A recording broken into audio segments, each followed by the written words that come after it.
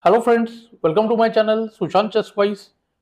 Today we are going to do a practice of game, and as you know I use my account here for showing you games of 3 minutes and 2 seconds. I use the openings which I have been teaching, especially the Gambits, and this month we will try to reach the rating of 1900 plus.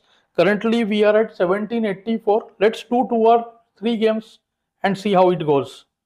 So let's start with the game. Got the white pieces here. Let's see which gambit we will be able to employ. So opponent goes with the Caro-Kann defense, in which we don't use gambit. We go for the Panobotvinnik attack with this move. This is the main line of Panobotvinnik. This DC move is considered mistake because the bishop is now developed at one go. I think UB3 is a good move here. We will force him to go e6. So the bishop on c8 is shut. So let's develop quickly and see what we can make out of it. If knight a5 now, we can go b5 check. So opponent stopped that with bd7. Now he wants to go knight a5. I don't think allowing knight a5 is a good idea, and even allowing going qb7 is not good. So let's take the queen away. So I think queen d3 is a decent location, nb4 then queen e2. White generally develops with knight c3, bg5, and then rooks occupy e and the c file. Bishop will be taken to b3 and then c2. That happens after castle. Even here, taking the bishop away from the rook's attack, and after castle we can do bc2 at some point. Of course, instant bc2 allows nb4, so we will have to do a3 at some point. We can do a3 here. a3 stops nb4 and d5 idea. Now to na5 we are going to do bc2. This is a very standard way of playing this kind of positions. The IQP position is there, typical. You can check my lessons on IQP. These are the standard plans.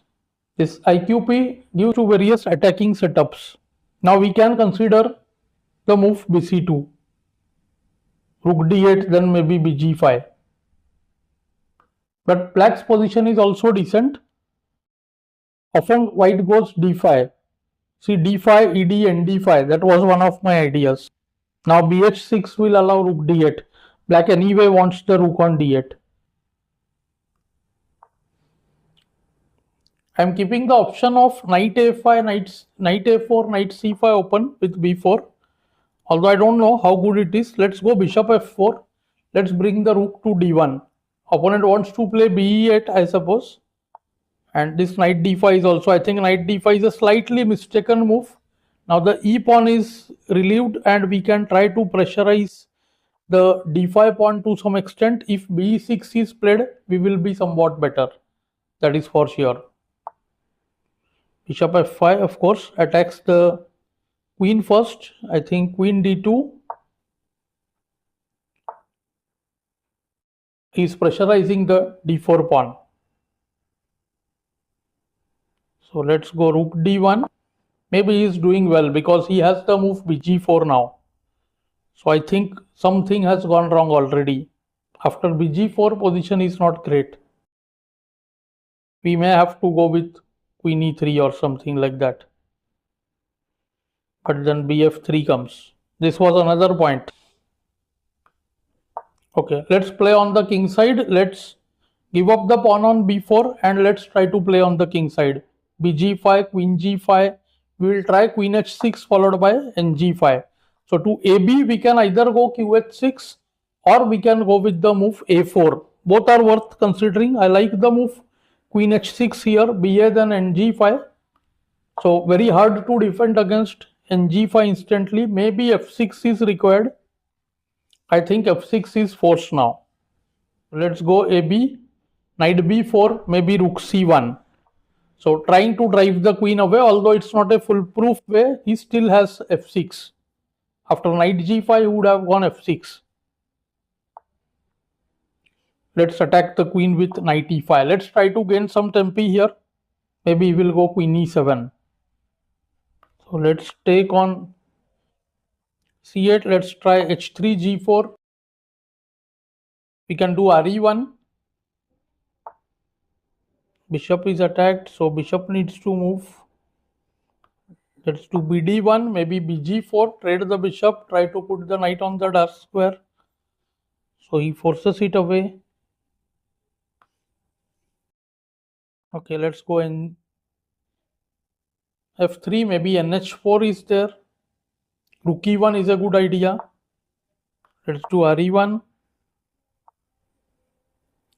He blundered the rook, qc1, and now it's a winning position. Check.